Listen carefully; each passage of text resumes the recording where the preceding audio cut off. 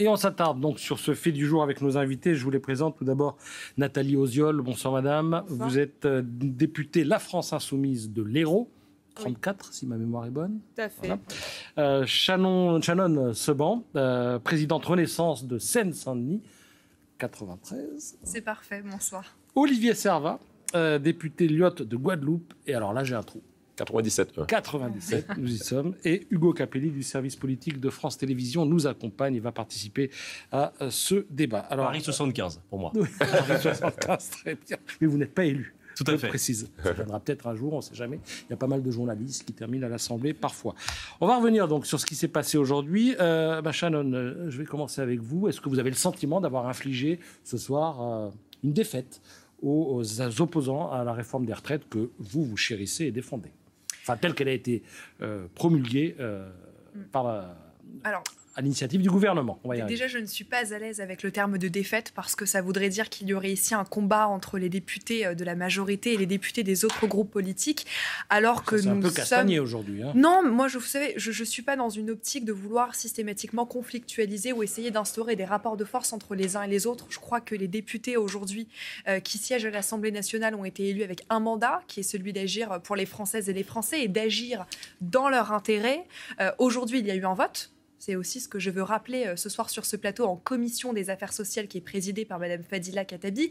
Donc, effectivement, ce vote a eu lieu. Les députés ont majoritairement voté contre cet article 1 de la proposition de loi du groupe Lyotte qui voulait justement abroger la réforme des retraites. Donc, qui disait on arrête 64 ans, on retourne à 62. Exactement, donc ça je crois que c'est bon aussi de le rappeler aux téléspectateurs. Et encore une fois, ce vote a eu lieu et désormais je crois qu'il faut pouvoir passer à autre chose. Et moi, ce dont j'ai l'impression aujourd'hui, c'est que nous avons affaire à des députés de la coalition de la NUP qui souhaitent refaire le film indéfiniment, qui ne veulent pas passer à autre chose, qui cherchent à remettre en cause la légitimité qui est celle de la Constitution, des outils de la Constitution, qui remettent en question par ailleurs la démocratie. Moi, j'ai entendu le terme de déni de la démocratie, alors même que ce sont ces mêmes députés de la coalition de la NUP qui ont déposé des milliers de sous-amendements en commission. Donc, je vous interromps là parce que, bon, voilà, on va revenir sur tout ça. Je retiens l'expression déni de démocratie. C'est effectivement une expression qui a été employée par les gens je dis de manière générique, votre camp. Nathalie Oziol, vous maintenez ce soir, oui, il y a eu un déni de démocratie dans cette affaire. Il faut se rendre compte des conditions dans lesquelles ont eu lieu les soi-disant discussions aujourd'hui en commission des affaires sociales. D'abord, une vingtaine de députés debout. Tout le monde savait qu'il y aurait beaucoup de monde, que cette proposition de loi déposée par le groupe Lyotte était attendue. Donc, il y avait moyen d'organiser tout cela différemment. On a été debout. Ça a effectivement, c'est très vite monté en tension, mais pas juste parce que c'est du chahut pour le chahut. Parce qu'il y a un entêtement de la part des macronistes à ne pas entendre l'opposition dans ce pays. 66% des Françaises et des Français sont toujours opposés à la retraite à 64 ans. Il y a une manifestation encore appelée par l'intersyndicale le 6 juin. Et donc, l'opposition a le droit de s'exprimer dans une vie parlementaire saine. Eh bien, tout est fait pour que cette opposition ne puisse pas s'exprimer. Ça, c'est un déni de démocratie, effectivement. Et on reviendra en plus sur la manière dont ces amendements, effectivement, ont été balayés d'un revers de la main par la présidente de la commission. Alors ça, on va y venir dans quelques minutes. Sur le vote, Olivier Servat, 38 voix contre 34. Il se dit, en tout cas, si j'en crois nos confrères de Libé sur leur site internet ce soir, que d'une part, Renaissance a bénéficié, la majorité a bénéficié de 2 voix venues des Républicains et que ces 2 voix républicaines étaient les voix de 2 députés qui ont été inscrits au dernier moment en remplacement de 2 autres députés qui n'étaient pas tellement favorables à la loi. Est-ce que vous avez les mêmes informations et est-ce que vous dénoncez ça ou pas? Oui, c'est vrai, mais au-delà de ça, je me mets à la place des Français qui nous écoutent. Tout ceci... et c'est la pratique de Renaissance, c'est du petit niveau politicien. C'est malsain. Je vais vous dire pourquoi. Parce que tout ce cinéma qu'ils ont organisé sûrement en utilisant des éléments de la Constitution, du règlement intérieur de l'Assemblée nationale, c'est pour une seule et unique chose. Ne pas aller au vote le 8 juin dans l'hémicycle. C'est ça l'objectif unique de tout ce cinéma. Je retiens ce petit vote en commission qui traduit un petit niveau d'engagement politique, politicien de ces personnes-là qui, finalement, sont prêts à enjamber 2-3 choses simples. Le Parlement vote dans l'hémicycle. Principe simple, jamais arrivé. Deuxième principe, on respecte les Français. 70% d'entre eux se disent qu'on veut revenir sur cet âge de 64 ans. On enjambe ça. On respecte les corps intermédiaires, les syndicats. Ils sont tous contre. On enjambe ça aussi. On enjambe en réalité le Parlement. On enjambe ce que nous sommes, des représentants du peuple. Et lorsqu'on enjambe ça, alors sûrement, alors je me mets à leur place, ils savent bien qu'ils sont minoritaires dans l'hémicycle, donc ils font leur petit jeu, mais ça n'est pas au niveau de ce qu'attendent les Français. Et donc, oui, alors ils ont changé les joueurs, voilà. Donc ils ont changé les joueurs des Républicains. Ils ont fait pression, y compris sur des gens de mon groupe. Imaginez-vous, une maternité en Corse. On leur dit, bon écoute, tu fais attention parce que sinon ta maternité, tu ne l'auras pas. Et puis, même député de votre groupe, si, je vous assure, madame, je peux vous donner des noms si vous voulez. Un député de Corse dit, au fait, votre réforme là... Allez-y, tant qu'on y est, on n'a qu'à tout balancer. Marcangeli dit à ses amis corses, il a dit sur les médias, donc je peux le répéter, écoutez, vous restez tranquille, sinon on va vous mettre une pression sur... Donc tout ceci n'est pas au niveau de ce qu'on attend et ce qu'attendent les Français. C'est ce que je veux dire aujourd'hui. Et donc, lorsqu'on ne veut pas aller au vote, ils n'ont qu'à l'assumer. Assumer qu'on ne voulait pas aller au vote. Mais au niveau... au vote aujourd'hui en commission. Alors voilà, des affaires donc sociales. les éléments de langage de petit niveau politicien, c'est un petit vote de commission qui n'est pas au niveau. Il n'y a pas de sous-député, monsieur. À l'Assemblée nationale. On veut voter dans l'hémicycle. Olivier Servat voudrait un vote le 8 juin. Oui, et effectivement, vous dites qu'ils sont incapables de faire ça.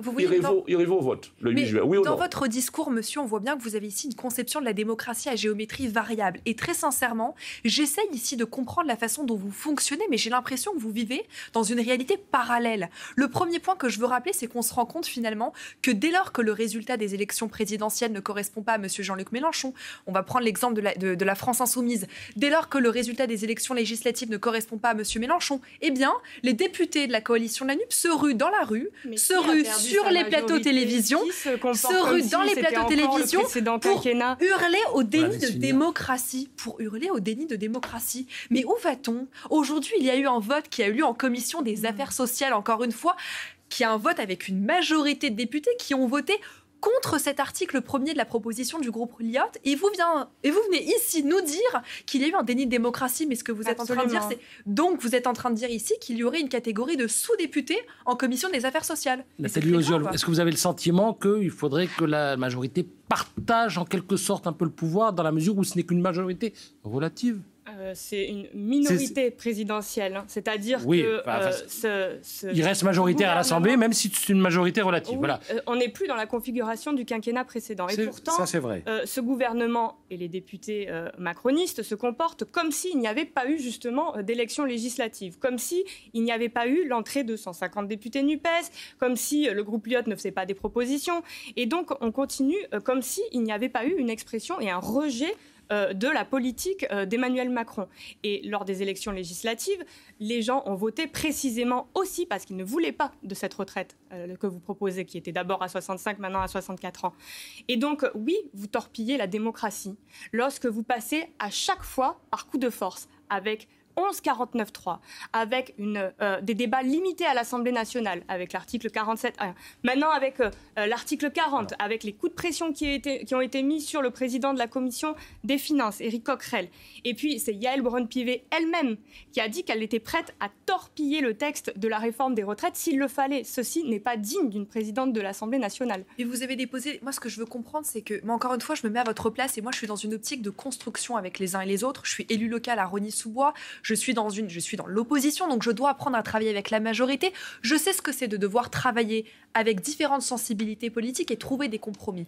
Moi, ce que je comprends pas, c'est qu'on a aujourd'hui des députés de la coalition de la NUP qui ont l'impression que les Françaises et les Français se sont déplacés lors des élections présidentielles ou lors des élections législatives ensuite, seulement pour déposer un bulletin dans l'urne. Mais c'est faux. Si vous avez été élu député, madame, si vous avez été élu député, monsieur, c'est justement pour servir les Français, pour servir leurs intérêts au quotidien et non pas pour se prendre dans une cour de récré, comme on a pu le voir aujourd'hui au sein de la salle de la Commission des affaires sociales. Moi, j'en appelle ici à la responsabilité des uns et des autres, parce que le spectacle que nous avons ici donné à voir aux Françaises et aux Français est déplorable.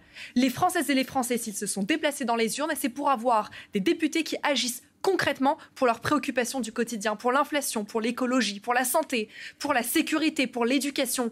Quelle est l'image que nous renvoyons aujourd'hui ? Justement, peut-être question qu'on peut poser à monsieur le député. Vous appartenez au groupe Liot et forcément la question qui va se poser, votre niche parlementaire, c'est jeudi prochain.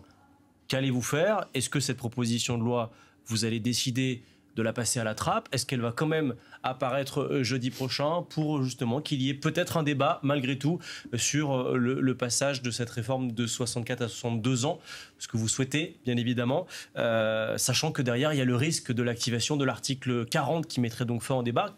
Qu'allez-vous faire? Je réponds à votre question, mais voilà un beau pompier pyromane. Les personnes de la Renaissance, etc., mettent le feu, font de l'obstruction, utilisent des petites mesquineries obstructives, en disant « Ah ben je ne comprends pas pourquoi les autres réagissent ainsi ». Mais non, soyons sérieux. Vous avez un petit vote en commission, tel qu'est votre conception de la politique, petite.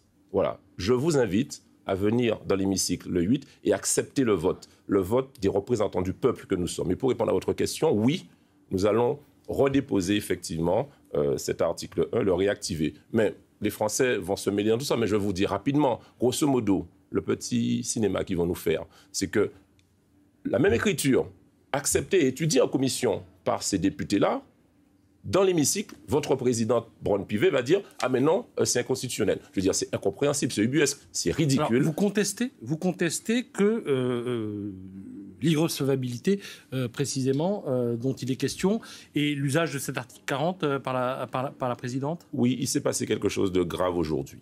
Vous savez, si on considère que cette proposition de loi est irrecevable à l'article 40, toutes les propositions de loi sont irrecevables à l'Assemblée à partir d'aujourd'hui. Ça veut dire qu'avec ces pratiques... Pourquoi dites-vous ça? Parce je que m'explique. Toute loi...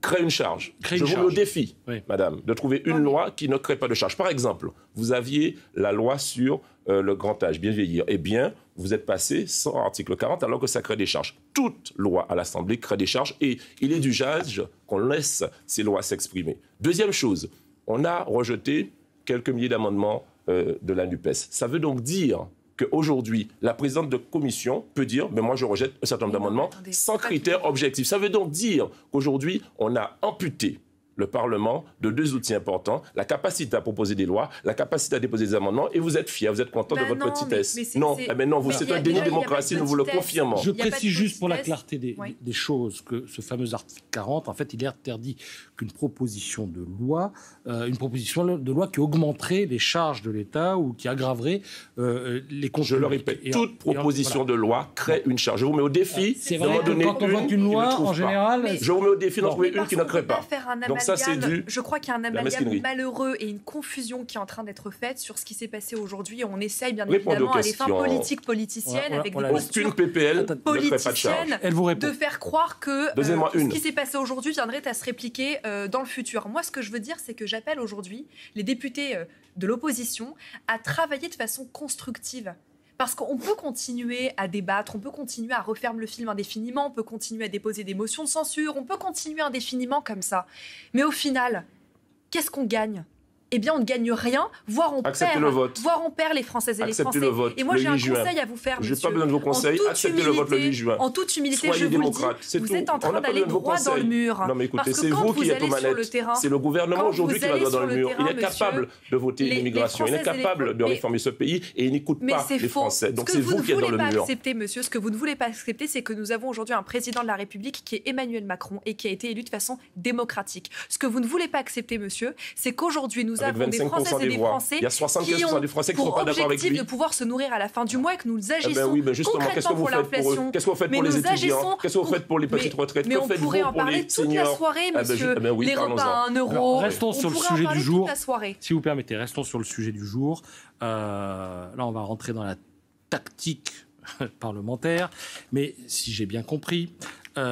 LFI, confirmez-le-moi ou infirmez-le-moi, Nathalie Oziol, a déposé quelques 2000 amendements sur l'article 2 et non pas sur l'article 1, puisque l'article 1 a été retiré et du coup la loi Lyotte a été vidée de sa substance. Et à partir du moment où tous ces amendements ont été déposés, peut-être parlerez-vous d'obstruction à ce moment-là, Shannon Seban, mais à partir du moment où tous ces amendements ont été déposés, l'espoir de LFI, c'est de faire en sorte que le texte revienne le 8 à l'Assemblée dans sa version initiale. Monsieur Corbière a dit, si on n'a pas le temps de discuter sur l'ensemble du texte, il reviendra à l'état initial en séance. Il peut y avoir un intérêt à cela. Est-ce que c'est votre souhait ? Et est-ce que vous, du côté de Lyot, vous approuvez cette tactique ou cette démarche? Donc, premier temps de la réponse avec vous, second temps avec vous. Oui, bon, ça va être un peu technique, mais pour bien comprendre ce qui s'est passé. Il y a d'abord eu un vote sur l'article 1. Grâce au petit jeu de changement de députés des Républicains, il a dégagé. Par 38 à 34, voilà, a fait dégager l'article 1. À partir de là, ce qu'espéraient dans leurs petits calculs politiciens les macronistes, c'était d'avoir vidé suffisamment le texte de sa substance pour proposer quelque chose de complètement dénué de sens et à côté de ce qui était... Tous les amendements que vous déposez. Alors oui, effectivement, ont été déposés des amendements. Il s'est passé alors un fait gravissime. Gravissime, et j'alerte vraiment les gens qui nous écoutent. La présidente de commission refusé de discuter des amendements. A décidé qu'on n'étudierait aucun amendement. C'est inédit. C'est-à-dire que le droit de déposer des amendements est le droit le plus constitutionnel qui définit la vie parlementaire d'un député. Ceci est un précédent gravissime pour la vie démocratique de notre pays. Est-ce que c'est un précédent? Mais attendez, mais vous vous rendez compte de ce que vous êtes en train de dire? La présidente, Mme Yael Braun-Pivet, et Mme Katabi, qui est la présidente de la Commission des Affaires sociales, vous ont rendu service. Parce qu'en déposant des milliers de sous-amendements, vous avez joué le jeu de l'obstruction parlementaire. Et au contraire, avec la décision qui a été celle de Mme Katabi, nous vous avons permis justement de passer au vote. Alors qu'est-ce que vous voulez? Et là, on voit bien que dès lors que le résultat du vote, de la retraite à 64 mais dès lors que ans. le résultat du vote ne correspond pas aux élus de l'opposition, ils vous disent que dans ce cas-là, hop, c'est antidémocratique. Non, mais c'est vrai qu'ils auraient mais voulu quelle est cette conception de la démocratie à géométrie variable soient discutés. Moi, c'est ça que je ne comprends pas. C'est qu'on a aujourd'hui une conception, et je le répète, oui, de la démocratie à géométrie variable. Et vous avez la défaite. Vous avez avoué vous-même au début de cette émission que ce que vous cherchez à faire, c'est de tourner la page. Et vous avez vous voulez tourner la page, mais la séquence n'est pas avoué en répondant les gens à n'en ont monsieur, pas fini et nous n'en avons pas fini. Mais et nous ne vous laisserons pas faire ces madame, manœuvres-là. Que vous avez volontairement déposé des milliers de sous-amendements pour jouer le jeu de l'obstruction parlementaire. Avez-vous volontairement cherché à vider de sa substance cette proposition de loi? La réponse est oui. Est-ce que nous sommes vous passés au vote, avez cherché à défigurer ce texte et nous ne vous laisserons pas faire. Et nous espérons qu'il revienne en bonne et due forme. Est-ce que vous permettrez que nous puissions discuter et voter de ce texte le 8 juin? Mais attendez, moi je ne suis pas contre le vote de la même façon que je n'étais pas pour le 49.3. Est-ce que Yael Braun-Pivet activera l'article 40? Mais moi je ne suis pas Madame Braun-Pivet. Moi je vous parle en tant que Shannon Seban, présidente de Renaissance en Seine-Saint-Denis. Et mais il n'y a aucune mauvaise foi, monsieur. Si, je le confirme. Madame me pose la question, je lui réponds. Vous mentez aux Français. Vous mentez aux Français. Non, je vais vous dire pourquoi. Mesdames, vous vous êtes exprimées, vous vouliez intervenir. Oui, bien sûr. La tactique des amendements en cascade, vous validez cette tactique? Alors, je vais vous expliquer en 30 secondes. En fait, les pompiers pyromanes, ils font une stratégie en disant « nous, on veut sortir l'article 1 ». Du texte, parce qu'à ce moment-là, il nous oblige, ce qu'on va faire en séance, à le redéposer. Non, mais c'est important. Ouais. On va le redéposer en séance, mais comme c'est par amendement, ce sera reconnu, je dirais, inconstitutionnel par la présidente. Vous le savez, alors arrêtez le cinéma. Elle va sortir ensuite, 40, elle va donc dire ça. forcément, action-réaction. La NUPES se dit, nous, la seule chance, c'est que le texte n'arrive pas au bout, qu'on dépose un paquet d'amendements et qu'il ne soit pas étudié, et que si, d'aventure, le texte n'avait pas été voté, le texte était repris dans sa version initiale, c'est-à-dire la version Lyot, telle qu'on a déposée en responsabilité, pour qu'il y ait tout simplement un vote. Il faut le dire, dites-le simplement, arrêtez de mentir. Et c'est ça la vérité. Et donc, puisque ceci a été contraint, aujourd'hui, nous sommes dans une situation où, 1, vous n'avez pas de vote dans l'hémicycle. 2, vous ne pouvez plus déposer d'amendements sans que ce soit retoqué de façon aléatoire. Et 3, les Français ne sont pas respectés. Voilà la situation. Et puisque vous voulez faire cela, forcément, ça va se compliquer dans les 4 années à venir pour vous, je vous l'annonce. C'est bien parce qu'en plus de ça, on passe au stade de la menace maintenant. Non, c'est une promesse. On passe au stade. Alors, une belle promesse. Appelez ça une promesse ou une menace, bien entendu. Mais moi, ce que je déplore, c'est ce comportement revanchard, finalement. On voit bien ici quelle est l'attitude des oppositions qui ont la défaite amère, qui n'acceptent pas aujourd'hui qu'il y ait eu. Nous avons les Français de notre côté. L'opposition, c'est vous qui perdez. En commission des affaires sociales. Aujourd'hui, vous perdez toute crédibilité. Qu'on est finalement, non, monsieur, c'est vous qui perdez en toute crédibilité. Parce que nous, on veut le vote. On veut le vote à l'hémicycle. Vous jouez finalement à l'enfant gâté. Mais pas du tout. Vous jouez à l'enfant gâté. Venez construire avec nous. Laissez-moi vous dire. Venez construire avec nous pour avancer dans la la continuité territoriale, on a construit, ça s'est voté. Je vous demande maintenant de conclure. Par contre, quand vous êtes dans la mauvaise foi, vous nous trouvez toujours face à vous. Alors, je vous demande maintenant de conclure, mais vraiment sur une question et en 10-15 secondes malheureusement. La journée du 6 juin, est-ce qu'elle prend pour vous, je vais commencer par vous Nathalie Ozziol, un relief particulier? Journée du 6 juin qui est soutenue d'ailleurs, on va peut-être le préciser ce soir. Il y a un dernier sondage qui est paru, 57% des Français qui soutiennent cette mobilisation du 6 juin. Ça montre quand même qu'il y a toujours des attentes et c'est peut-être aussi le cas des députés, y compris du groupe Lyot et du groupe Insoumis, qui veulent faire en sorte que cette contestation contre la réforme des retraites se poursuive sur le temps long et que la page justement ne soit pas tournée dans l'immédiat. Peut-être que vous allez pouvoir le confirmer. Journée particulière, relief particulier? Ah oui, 2 Françaises et Français sur 3 aujourd'hui s'opposent toujours à la retraite à 64 ans. 70% des Françaises et des Français veulent qu'on arrive au vote. Et cette journée du 6 juin va venir, comme j'appelle les gens et les Françaises et les Français, vraiment à défiler dans la rue par millions à nouveau. Shannon Seban, vous craignez cette journée plus qu'une autre ou pas? Non, je la crains pas. Écoutez, c'est un mouvement de mobilisation comme un autre. Il faut le respecter. Je crois que ça, c'est important. Moi, ce que je veux, en tout cas, c'est pas balayer d'un revers de main cette réforme des retraites, parce que je crois qu'il y a eu un débat. On est justement tous ici et là pour exprimer nos revendications. Moi, ce que je veux juste, c'est qu'on puisse avancer sur des sujets qui intéressent aussi les Français et qui, à mon sens, ont beaucoup plus d'importance, que sont l'éducation, la santé, la sécurité et l'écologie. Olivier Servan, là, vous faites chemin avec LFI sur cette affaire, mais là, peut-être la solidarité s'arrête. Non, la journée du 6. Des manifestations populaires qui traduisent une volonté de la population d'exprimer un mécontentement. Mais plus que le 6, c'est le 8. Et nous invitons tous ceux et toutes celles qui sont des défenderesses de la démocratie à laisser le vote aller le 8 juin. Nous observerons leurs pratiques et je suis sûr que nous serons déçus encore une fois par leur mauvaise foi. Nous verrons ça. Merci Olivier Serva d'être passé nous voir, député Lyot de Guadeloupe, porte-parole de Lyot également. Merci. Nathalie Oziol, merci, députée La France Insoumise de l'Hérault. Et Shannon Seban, merci également, présidente Renaissance de Seine-Saint-Denis et locale à Rosny-sous-Bois. Merci à vous. Merci à tous les trois d'être passés.